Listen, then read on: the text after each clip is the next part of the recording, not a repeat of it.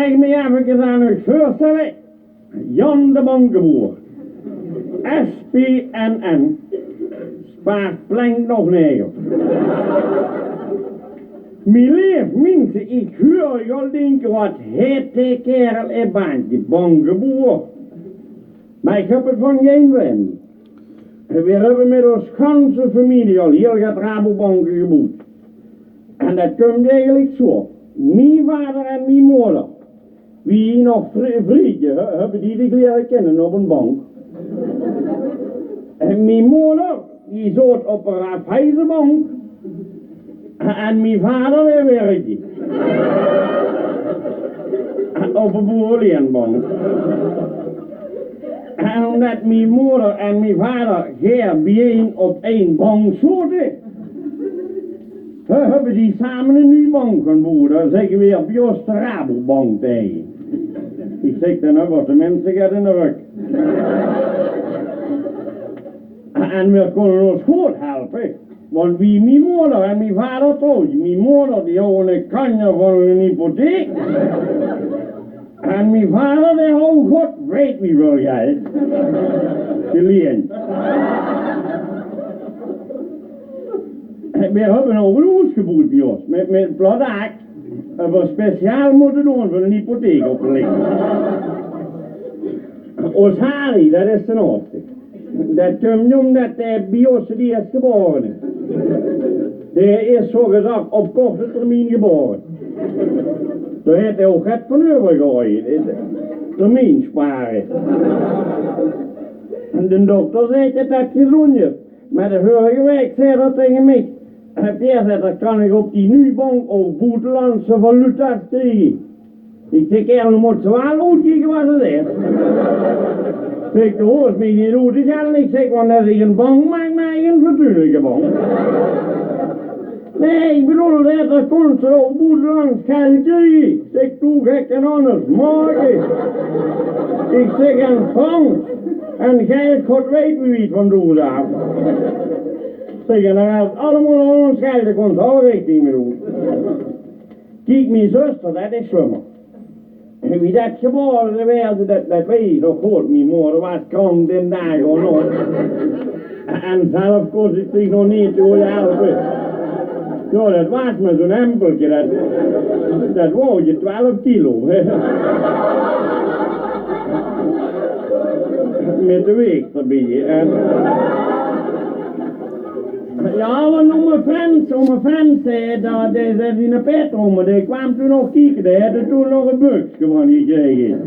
Met 2,50, die had die gekregen op een boerenleenbank.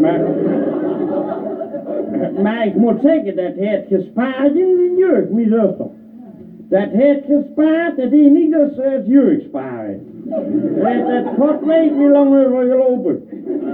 En nu lopen hem, ik weet niet wie wil jongens, nou die lopen dan allemaal om, alleen omdat dat in zijn jeugd zoveel gebriet.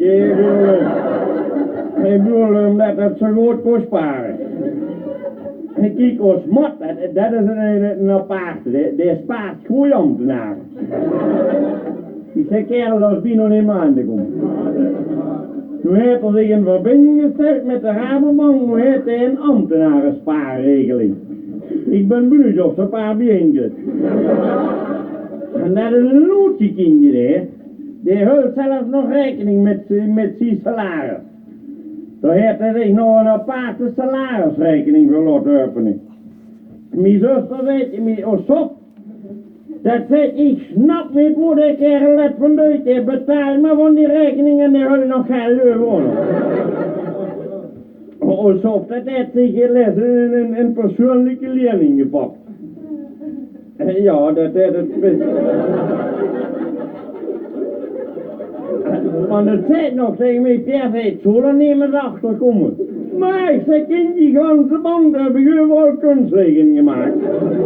Zeg, geheimzinnige zaken, die komen niet aan dagelijks. Maar dat geeft, en dan heeft het zich nog seks gehouden, joh nog. Dat geeft zo geld op vakantie en dat kun je nog met souvenirs terughouden.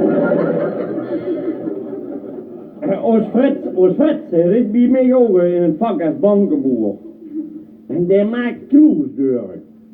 Dat is een heel apart. Het les morgen samen aan die kloesdeur aan het werken. En nu komt ik daar al zo'n dikke vrouw binnen. Die zegt me, wat kon kerel doen? Ik zeg, de bank is nog gaan niet op. Nou, zegt ze, kom ik hier gewoon en ga op de bank zitten.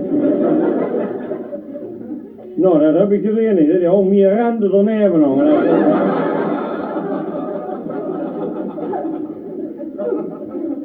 Maar ik zeg ons Frits, dat is een ganse, die heeft een kloesdeurfabriek, daar heeft er zich een bedrijfskrediet voor gepakt voor die deuren te maken.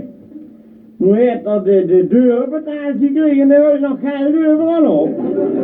En daar hebben we weer de loketten van gemaakt. We hebben speciaal van die rondachtige, heukige loketten gemaakt.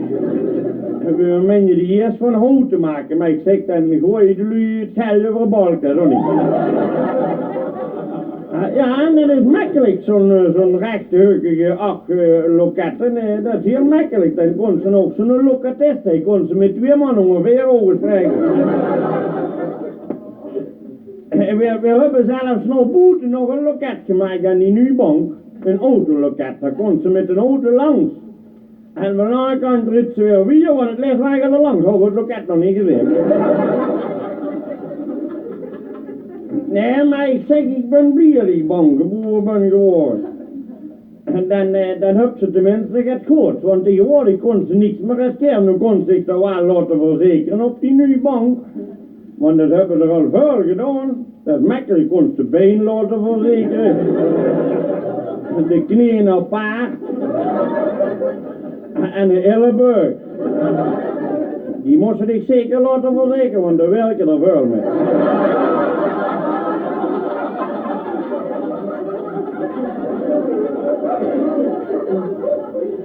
Nee, want mijn buurman, die houdt het les ook gesolliciteerd bij een hele andere rijke mens.